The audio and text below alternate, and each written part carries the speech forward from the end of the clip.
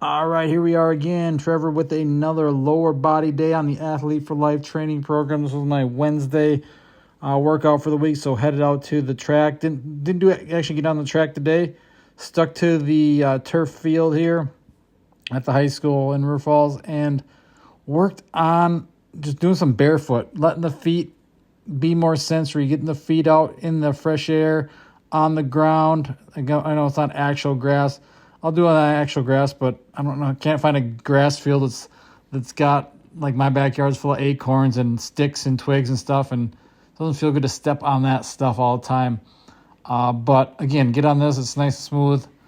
It was cold and dewy. It was like 50 degrees out this morning or that morning. Wet, but still did it. Again, let the feet feel the ground. We're always stuck in shoes. And it's good to let the feet get out and get the air and get the sensory feel of actually touching the ground themselves. So I just started some warm-up, just basic 10-yard sprints, some different ball toss, reactionary sprints, kind of that acceleration. Get loose after a good warm-up that I didn't have filmed on this day. But again, letting the feet, is also going to strengthen the feet. Get the feel of the feet.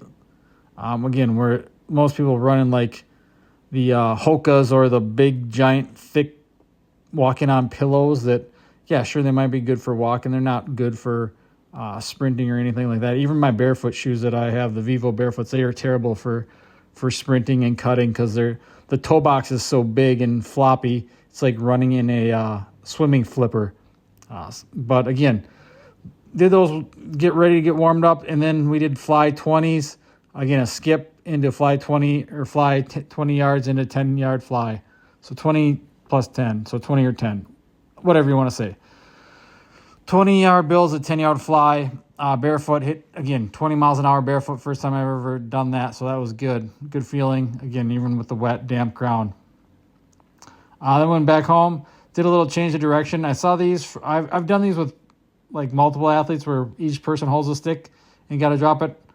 But I saw these from, I can't remember who, Bobby White of Good Drills with his basketball players. So I just did it.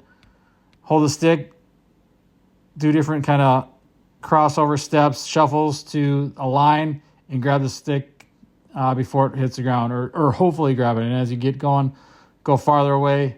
And again, working on quickness, reaction, change the direction, and just a fun little way to work on actual change the direction, agility type stuff without when you're by yourself. Then we get into our lifting and jumping. So again, the oscillatory band, split squats, rear foot elevated. So hit 1, 2, 3, 1, 2, 3, up. And again, you're kind of relaxing and contracting, letting the muscle, quote unquote, I guess, turn off and then turn back on, or fire. Relax and then fire. Then our jumps paired with this one, single leg cycle hops. So again, I'm not good at jumping on one leg, so we work on that. Kind of pair that single leg with the single leg split squats. Moving to our heavy lift for the day.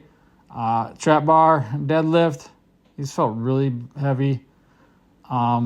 Just working our way up and pairing those with a single leg broad jump. So alternating between each leg landing on 2 legs.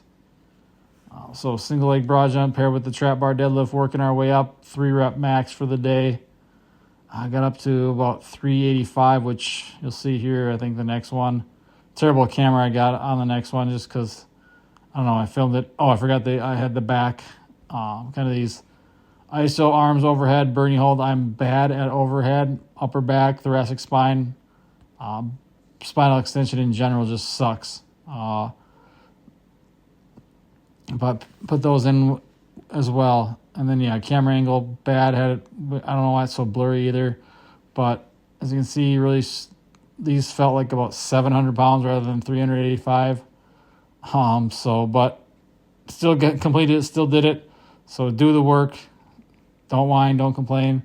Do what you got for today. I was hoping to do more, but just was not feeling it as slow as that 385 was moving, as heavy as it felt. Then we get into our single leg squats. on a bench, just elevate so you can work on getting that depth, work on that stability as well. So I'm never been good at these. Again, working on single leg strength, single leg jumping, single leg bouncing reaction on single leg. A lot of single leg stuff because I neglected that for so long with so much bilateral stuff, and there's nothing wrong with bilateral lifts at all. But again, if we do too much of it, then we get weak in other areas. So working on dialing in these again. So sets of 5 on these before we headed back into what was next. A single leg stand. So if you want something that's going to build your lower leg strength and just feel easy, you can just do it on body weight. But this week I added 90 pounds to this in the balance, and as you can see, it was a struggle. Had to kind of catch myself every once in a while. But again, even that is fine because you're kind of swaying back and forth. You're never going to be perfectly balanced. You're not always going to be standing on one leg, just perfectly balanced. You're going to wobble side to side, and kind of gives that feel there with that, which was good. Then headed inside, hit our impulses. We did hamstrings, we did hips, so both adductor and abductor to finish off. So high reps on the impulse, rapid reps too, so you're going as fast as possible, trying to catch that and hit that in that area and feel it in the muscle and the tendon in the joint.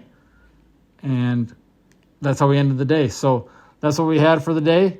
Have any questions, let me know. Otherwise, hope you enjoyed. Thanks for watching, everyone.